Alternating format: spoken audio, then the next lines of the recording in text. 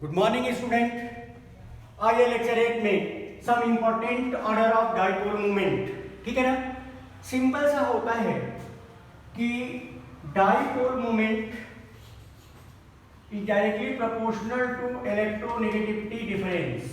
एक सिंपल तरीका है, इलेक्ट्रोनेगेटिविटी डिफरेंस जितना ज्यादा होगा डाइपोल मोमेंट उतना ही ज्यादा होगा।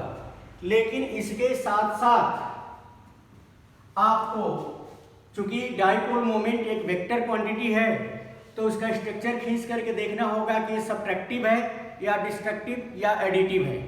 ठीक है ना। तो अब आप यहां पर देखो HF है, ठीक है ना। HF यहां पर देखो H और F, यहां पर 2.1 है और ये 4 है, तो इलेक्ट्रोनेगेटिविटी डिफरेंस क्या हो जाएगा 1.99। H2O ये 2.1 है और ऑक्सीजन 3.5 है। ठीक है ना।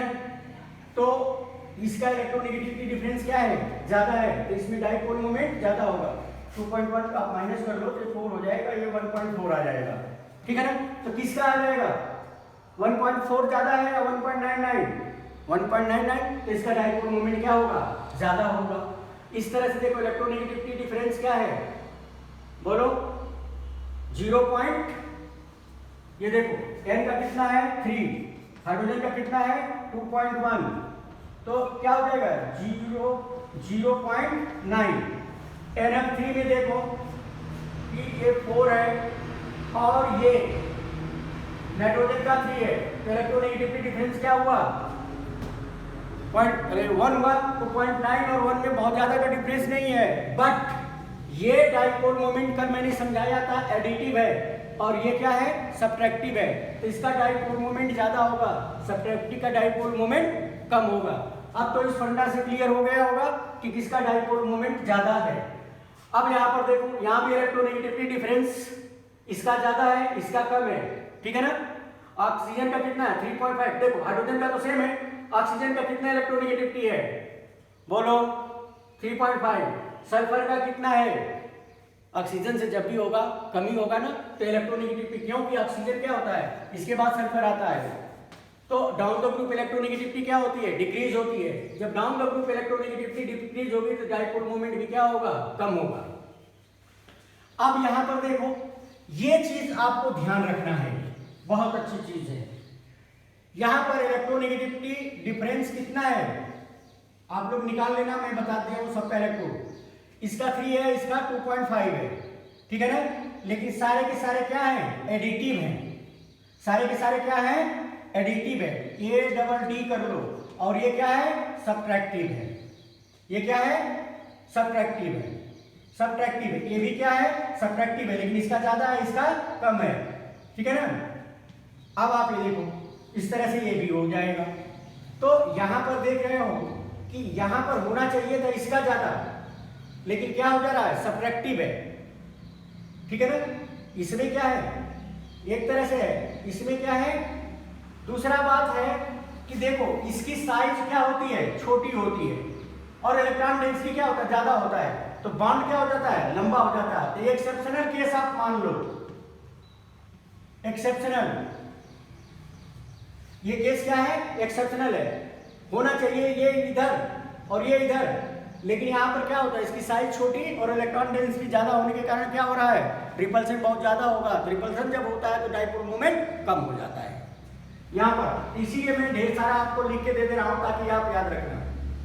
BF3 क्या होता है NF3, सबसे ज्यादा किसका होता है NH3। ठीक है ना। यहां पर देखो सारे के सारे क्या है, यहां पर क्या है एडिटिव है, ये क्या है सब्ट्रैक्टिव कम है, और ये क्या है ज्यादा है, इसका क्या है सब्ट्रैक्टिव ज्यादा है। जब सब्ट्रैक्टिव ज्यादा होगा तो क्या होगा कम होगा डाइपोल मोमेंट। ठीक है। इस तरह से बाकी चीजें आप इलेक्ट्रोनेगेटिविटी डिफरेंस पर। यहां पर लास्ट वाले में आप देखो Cl बढ़ता जा रहा है तो सिमेट्री बढ़ती जा रही है, और सिमेट्री बढ़ती जा रही है तो डाइपोल मोमेंट कम होता जाएगा। सिमेट्रिकल मॉलिक्यूल में क्या होता है डाइपोल मोमेंट कम होता है। ठीक है ना। अब आप देखो अगला, ध्यान से इसको देख लेना। इलेक्ट्रोनेगेटिविटी डिफरेंस को ध्यान रखना, अगर उसमें भी आपका आंसर गलत आ रहा हो तो फिर उसका सब्ट्रैक्टिव क्या है और डिस्ट्रक्टिव क्या है वो देखना, तो आपको कोई चीज मतलब दिक्कत नहीं होगी। चलिए अगला हम चलते हैं इनऑर्गेनिक सब्सटेंस में। तीसरा इनऑर्गेनिक सब्सटेंस, इनऑर्गेनिक सब्सटेंस, ठीक है ना। इनर्ट गैस लाइक हीलियम है, नियॉन है, argon has zero dipole moment, ठीक है ना। इनके पास क्योंकि गैसेस स्टेट में होते हैं तो उसमें डाइपोल मोमेंट का कोई मैटर ही नहीं काम करता है, ठीक है ना। दूसरा है diatomic molecule like B, diatomic molecule having same electronegativity, molecule में एटम में electronegativity of atoms has zero dipole moment, जैसे O2, N2, H2, Cl2 etcetera. इनमें एटम के बीच का इलेक्ट्रोनेगेटिविटी डिफरेंस क्या होता है? जीरो होता है, और इसलिए इनका डाइपोल मोमेंट भी क्या होगा? जीरो होगा, ठीक है ना। Triatomic molecule, triatomic molecule see, triatomic molecule, triatomic molecule having क्या? Symmetrical geometry. अगर उनकी ज्योमेट्री कैसी है? Symmetrical geometry, has zero dipole moment, ठीक है ना। ट्राई एटॉमिक की बात हो रही है, और एसिमेट्रिकल अगर होगा तो उसके डाइपोल मोमेंट कुछ होंगे, तो इसको हम अलग से बता लें। देखिए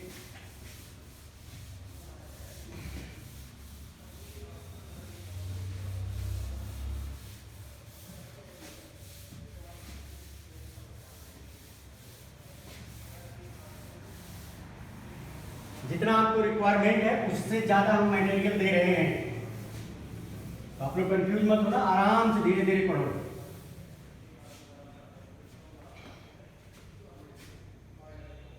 ये ट्राई एटॉमिक मॉलिक्यूल है, यहां पर ज्योमेट्री क्या है? एसिमेट्रिकल, और ये है सिमेट्रिकल।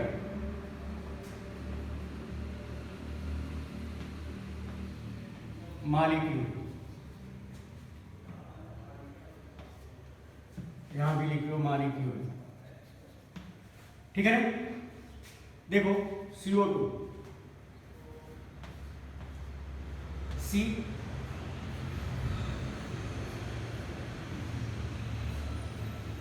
क्या हो जाएगा? कैंसिल हो गया, कैंसिल हो गया ना। अब आप यहां पर म्यू कितना हो जाएगा? जीरो। BCl3 देख लो, B है, Cl Cl Cl। ये देखो, ध्यान देना कैसे मैं कैंसिल कर रहा हूं। ये देखो, इन दोनों का मैग्नीट्यूड कहीं इधर आएगा, इधर आएगा कि नहीं? तो ये और ये क्या हो जाएंगे? कैंसिल हो जाएंगे। तो यहां भी डाइपोल मोमेंट क्या हो गया? जीरो। CCl4, CCl4 ये नहीं आता है, ट्राइएटामिक मॉलिक्यूल का हमने दिया है, ठीक है ना। CH2 का भी देख लो, BeCl2 का देखो, BeCl कैंसिल हो रहा है ना।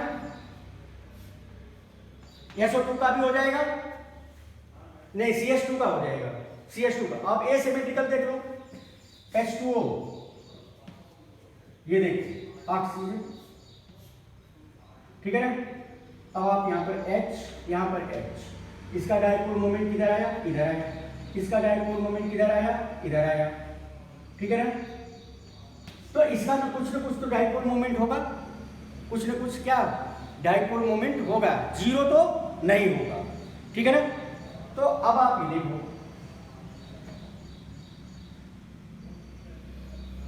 इसका इसका ये सेम डायरेक्शन में है, तो लोन पेयर का कितना होता है, तो इनका जो डायपोल मोमेंट होगा इधर होगा, सपोज करो इतना आया, ठीक है ना। तो एक से कैंसिल हो जाएगा, लेकिन दूसरा हिस्सा बचेगा, इसका डायपोल मोमेंट किधर जाएगा, लोन पेयर की तरफ जाएगा। इसका डायपोल मोमेंट किधर जाएगा, लोन, इससे तो ये कैंसिल हो गया, ऐसे कर लो, ये कैंसिल हो गया, दोनों में से कोई एक कैंसिल कर लो, तो इसका डायपोल मोमेंट इधर जाएगा कि नहीं जाएगा ना। तो इसलिए डायपोल मोमेंट किधर होगा, लोन पेयर की तरफ होगा, किधर होगा, लोन पेयर की तरफ। अब हम आते हैं SO2, ठीक है ना। अब देखो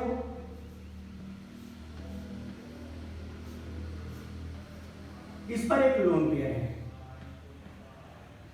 इसका किधर आया, इधर, इसका डायपोल मोमेंट किधर आया, इधर, और इसका किधर आया, इधर।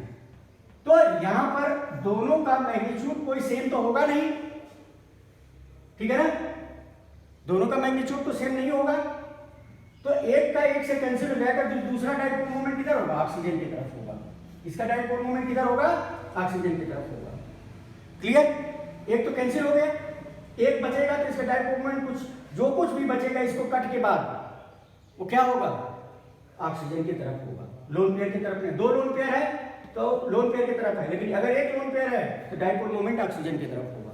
यहाँ पर हाइड्रोजन की तरफ नहीं है, बल्कि ऑक्सीजन की तरफ है, क्योंकि ऑक्सीजन ज्यादा इलेक्ट्रो नेगेटिव है और सल्फर के अपेक्षा यहाँ पर ज्यादा, एक ही लोन पेयर है, ठीक है ना। इसकी इलेक्ट्रोनेगेटिविटी इससे कम है ना, तो डायपोल मोमेंट जो रिजल्टेंट होगा वो किधर होगा, ये डायपोल मोमेंट रिजल्टेंट है, ये क्या है, रिजल्टेंट, ये भी क्या है, रिजल्टेंट डायपोल मोमेंट, ठीक है ना। अब चलिए इनऑर्गेनिक सब्सटेंस, ठीक है ना। अब इनऑर्गेनिक सब्सटेंस में डायपोल मोमेंट क्या होता है, इन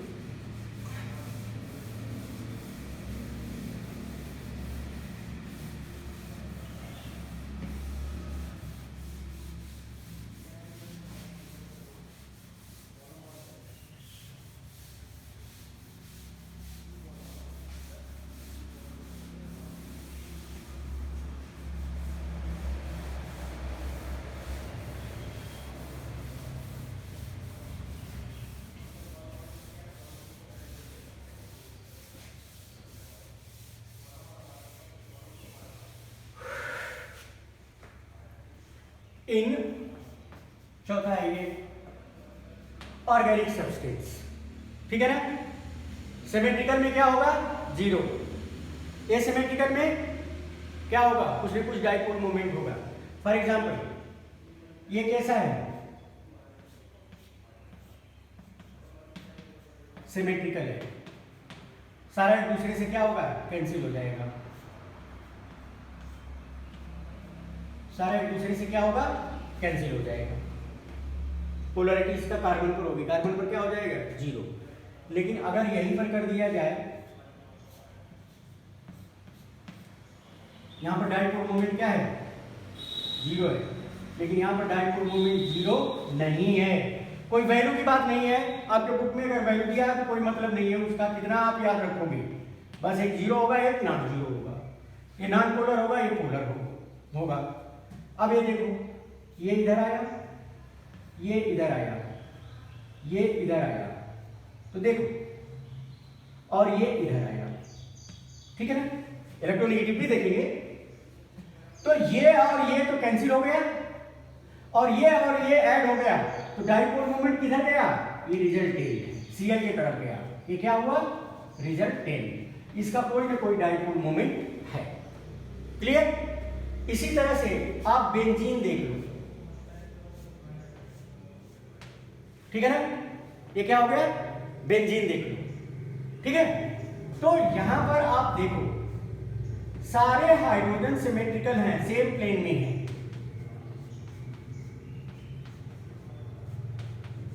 तो डाइपोल मोमेंट क्या हो गया, 0 हो गया।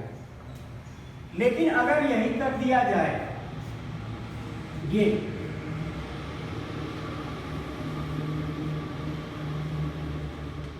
ठीक है ना, तो यहां पर तो क्या हो जाएगा, H है, H है, तो इसका डाइपोल मोमेंट 0 नहीं होगा, क्योंकि यहां पर ये बाहर की ओर ले जाएगा, यहां पर क्या होगा, बाहर की ओर ले जाएगा, तो इसका डाइपोल मोमेंट Cl की तरफ थोड़ा सा ज्यादा होगा, ये क्या हो जाएगा, रिजल्टेंट हो जाएगा, ठीक है ना, ये डाइपोल मोमेंट क्या हो जाएगा, रिजल्टेंट हो जाएगा।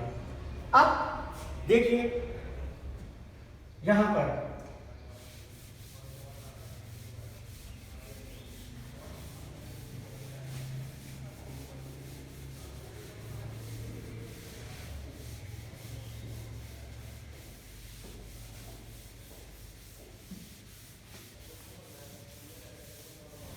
देखिए, अब यहां पर देखो, ये आया CH3, ये आया H, ये आया CH3 नहीं, ये आया CH3, यहां पर आया H, ठीक है। हमें ये देखना ये है कि कार्बन की इलेक्ट्रोनेगेटिविटी तो क्या है, ये इलेक्ट्रॉन डोनेटिंग ग्रुप होता है, ऐसे कर, ठीक है, और यहां से कार्बन का किधर आया, इधर आया, और यहां से कार्बन का इधर आया, तो सारे के सारे क्या हो गए, कैंसिल हो गए, सारे के सारे क्या हो गए, कैंसिल हो गए, जितना लेके भाग रहा है उतना ये दे रहा है, जितना लेके भाग रहा है उतना दे रहा है, क्या हो गया, कैंसिल हो गया। तो इसका नाम है ट्रांस ब्यूट टू इन। लेकिन सिस अगर आप करते हो, सेम ग्रुप सेम साइड को सिस कहते हैं, आगे ऑर्गेनिक में मैं पढ़ाऊंगा,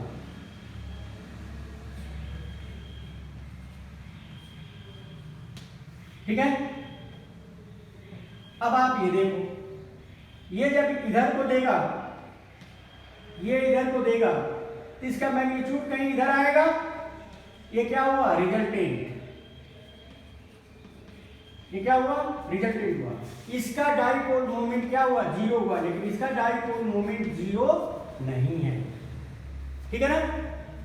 अब आप देखो,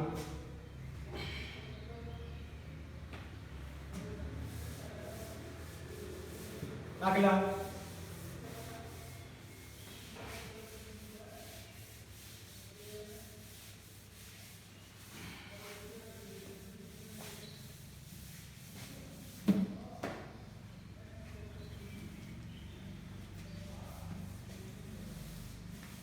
देख, अगला हम चलते हैं, डाइपोल मोमेंट, ठीक है ना, is inversely proportional to bond angle भी होता है, बॉन्ड एंगल, ठीक है।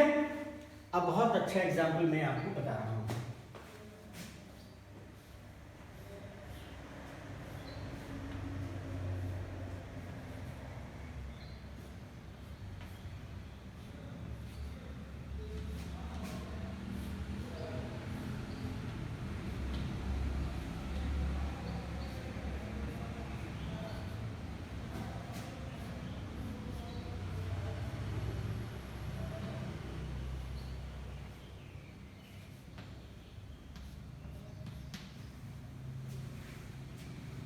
ठीक है। यहां से देखो, ये कितने का बॉन्ड एंगल आया? 60 का।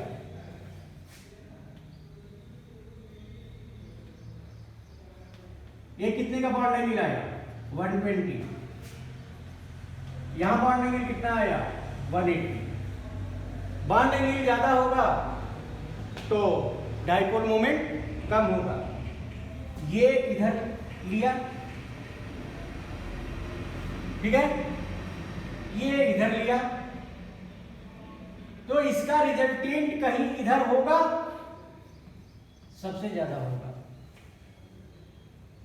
यहां पर ये इधर लिया, ये इधर लिया, एंगल स्ट्रेन बहुत कम है, तो इसका रिजल्टेंट इधर आएगा और थोड़ा सा कम होगा, ठीक है ना। ये रिजल्टेंट है, आर लिख दे रहा हूं। और यहां पर ये इधर लेके भागा और ये नीचे लेके भागा, कैंसिल हो गया, तो इसका डाइपोल मोमेंट क्या हो गया? 0। इसका डाइपोल मोमेंट क्या है? 0 नहीं है। इसका डाइपोल मोमेंट 0 नहीं है। अब किसका डाइपोल मोमेंट ज्यादा होगा? इसका बॉन्ड एंगल कम होगा। जिसका बॉन्ड एंगल क्या होगा? कम होगा। तो इसका ज्यादा होगा और इसका सबसे कम होगा। तो साइक्लिक कंपाउंड में आप लोग डाइपोल मोमेंट बॉन्ड एंगल से देख रहे हैं, ठीक है ना। तो this is all about dipole moment, ठीक है ना। अब आगे हम घर जाकर के आपको कुछ डाइपोल मोमेंट पर कुछ हम क्वेश्चन देंगे, देखने कितने लोग सॉल्व करते हैं।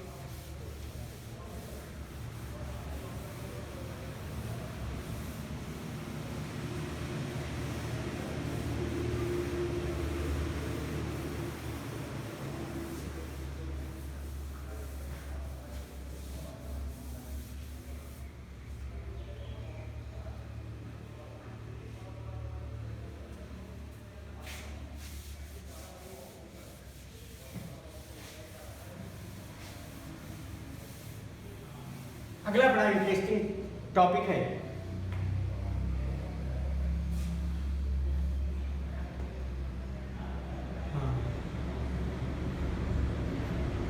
कोवैलेंट कैरेक्टर इन आयनिक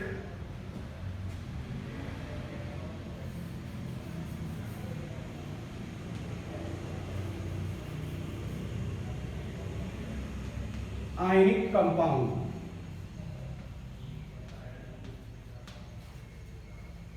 देखिए डाइपोल मोमेंट में हमने बताया था क्या? आयनिक कैरेक्टर इन कोवैलेंट कंपाउंड। उसके लिए क्या फार्मूला था? हमने परसेंटेज ऑफ आयनिक कैरेक्टर क्या लिखा था? ये होता था एक्सपेरिमेंटल, ठीक है ना, mu upon theoretical mu into. तो ये कोवैलेंट कैरेक्टर में आयनिक कैरेक्टर कितना है तो उससे कोवैलेंट कैरेक्टर निकल जाता था। यानी कोवैलेंट में आयनिक परसेंट कितना है उसको आप डाइपोल मोमेंट से निकाल देते थे। अगर आयनिक कंपाउंड दे दिया गया है तो उसमें कोवैलेंट कैरेक्टर कितना है इसे हम कैसे डिटरमाइन करेंगे, ठीक है ना। इसके लिए देखना है हमें। देखिए हम आते हैं यहां पर फजान्स रूल। क्या लेते हैं? फजान्स रूल। इसको समझने से पहले हमें कुछ और एक्स्ट्रा बातें समझनी होगी, ठीक है ना। पहला है पोलराइजिंग पावर। आप देखे होंगे क्वेश्चन, पोलराइजिंग पावर, ठीक है ना। अब यहां पर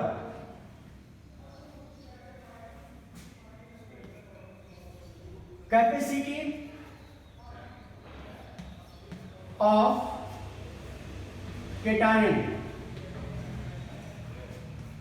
टू अट्रैक्ट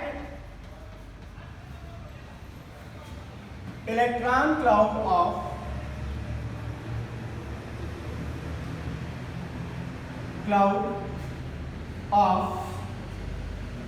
ठीक है ना, electron cloud of anion is called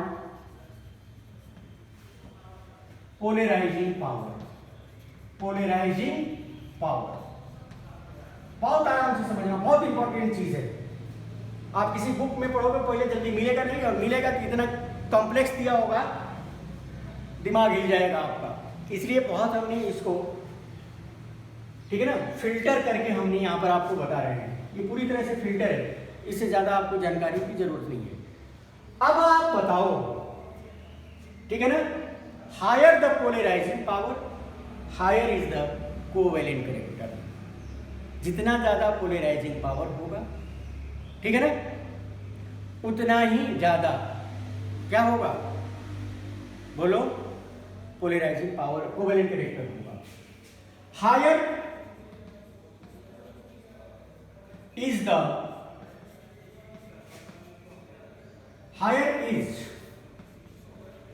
polarising power,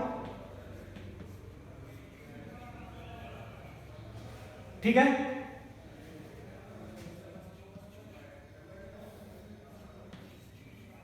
higher is the covalent character in ionic compound. Covalent character in ionic compound, ionic compound उतना ही ज्यादा। अब हमें समझना होगा कि पोलराइजिंग पावर कब ज्यादा होगा, ठीक है ना, पोलराइजिंग पावर कब ज्यादा होगा।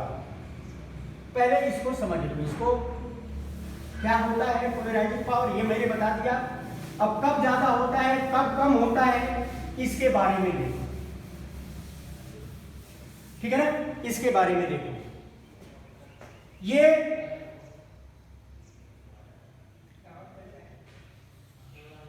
केटायन है, ये एनायन है। अगर दोनों की साइज क्या है, सेम है और साइज छोटी है, साइज छोटी है, तो इसके इलेक्ट्रॉन और न्यूक्लियस के बीच क्या होगा, इलेक्ट्रॉन और न्यूक्लियस के बीच क्या होगा, इलेक्ट्रोस्टैटिक फोर्स ऑफ अट्रैक्शन बहुत ज्यादा होगा। तो जल्दी से इलेक्ट्रॉन केटायन की ओर आकर्षित नहीं होगा, अट्रैक्ट नहीं होगा। इसकी साइज छोटी होगी, न्यूक्लियर फोर्स ऑफ अट्रैक्शन ज्यादा होगा, तो इसके इलेक्ट्रॉन को अट्रैक्ट करने की कोशिश करेगा। तो अगर दोनों की साइज सेम है और छोटी है तो पोलराइजिंग पावर बहुत कम होगा। अगर केटायन की साइज इतनी बड़ी हो, एनायन की साइज इतनी बड़ी हो गई, तो यहां पर जो इलेक्ट्रॉन है और ये न्यूक्लियस है, दूरी बढ़ गई और इसकी साइज छोटी है, तो इस पर न्यूक्लियर फोर्स ऑफ अट्रैक्शन ज्यादा होगा। तो जल्दी से जल्दी इस पर न्यूक्लियर फोर्स ऑफ अट्रैक्शन कम है तो इसको अपनी ओर अट्रैक्ट कर लेगा। अब ये रिजल्टेंट क्या होगा, ये इधर आ जाएगा, ये कुछ इस तरह से इसके तरफ अट्रैक्ट हो जाएगा। तो कहा जाएगा कि इसकी पोलराइजिंग पावर ज्यादा है। यानी जब केटायन की साइज छोटी होगी और एनायन की साइज बड़ी होगी तो पोलराइजिंग पावर ज्यादा होगा। केटायन की साइज छोटी और एनायन की साइज बड़ी, पोलराइजिंग पावर ज्यादा होगा, तो कोवैलेंट कैरेक्टर आयनिक कंपाउंड में ज्यादा होगा। Clear?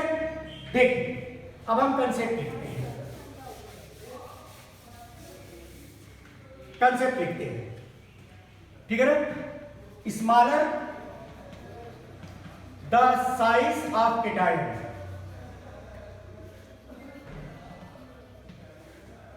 and larger is the size of an ion.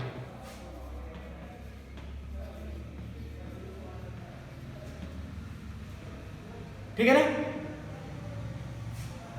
तो क्या हो जाएगा, higher is the polarising power, higher is the polarising power, polarising power, and higher is covalent character, covalent character,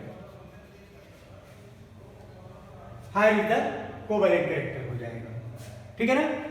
दूसरे बात हम देखें पोलराइजिंग पावर, ये अनीस है, इंद्रनील है, सबसे ज्यादा ऋषिकेश है, इनको ये चीज अच्छा नहीं लगता, इनको मैथमेटिक वाला दे दिया जाए तो खूब खुश होंगे, है ना बेटा।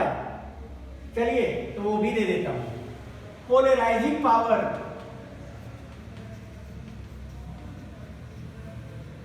Is equal to magnitude of charge upon size.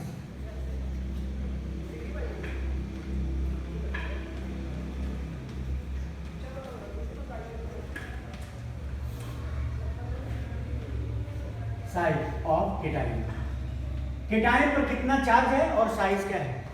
Size छोटी है और चार्ज बड़ा है, साइज छोटी है, चार्ज बड़ा है, ज्यादा है।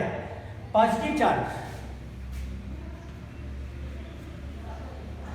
1 पॉजिटिव चार्ज है, 2 पॉजिटिव चार्ज है या 3 पॉजिटिव चार्ज है, तो पॉजिटिव चार्ज बढ़ता जाएगा तो मैग्नीट्यूड ऑफ चार्ज बढ़ता जाएगा, और साइज जितनी छोटी होगी ये वैल्यू ज्यादा होगा, तो ये वैल्यू क्या होगा, ज्यादा होगा। अब हम देखते हैं, हमें है lithium positive, beryllium 2 positive, boron 3 positive, size क्या हो रही है, ठीक है ना। साइज क्या हो रही है, ये हम साइज दें, डिक्रीज हो रही है, चार्ज बढ़ रहा है, साइज डिक्रीज हो रही है, चार्ज इंक्रीज हो रहा है। तो अब आप बताइए कि पोलराइजिंग पावर किसका ज्यादा होगा, साइज छोटी है, चार्ज बड़ा है, तो पोलराइजिंग पावर क्या होगा, पोलराइजिंग पावर ये क्या हो जाएगा, बेरिलियम अरे sorry boron 3 positive is greater than, beryllium 2 positive is greater than क्या, लिथियम पॉजिटिव। ये पीरियड के लिए है, पीरियड के लिए। डाउन द ग्रुप जाओगे चार्ज क्या होगा, सेम होगा, साइज बढ़ेगी तो पोलराइजिंग पावर कम होगा, ठीक है। इसको मिटा करके मैं बताता हूं।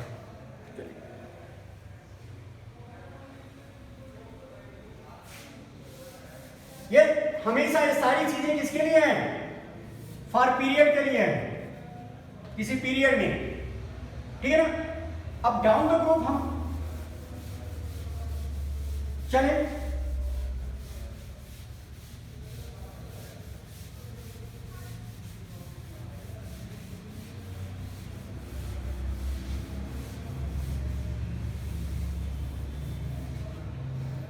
हाँ down the group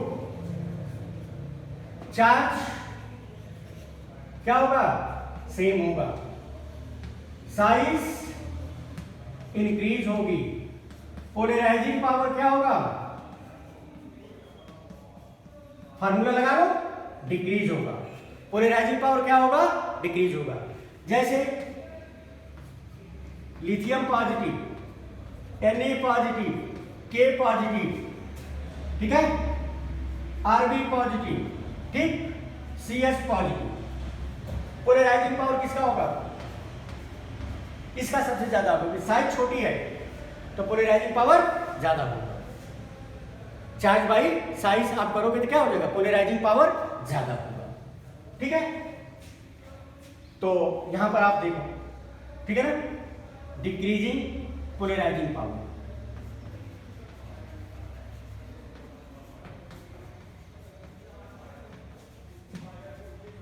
power decreasing covalent character,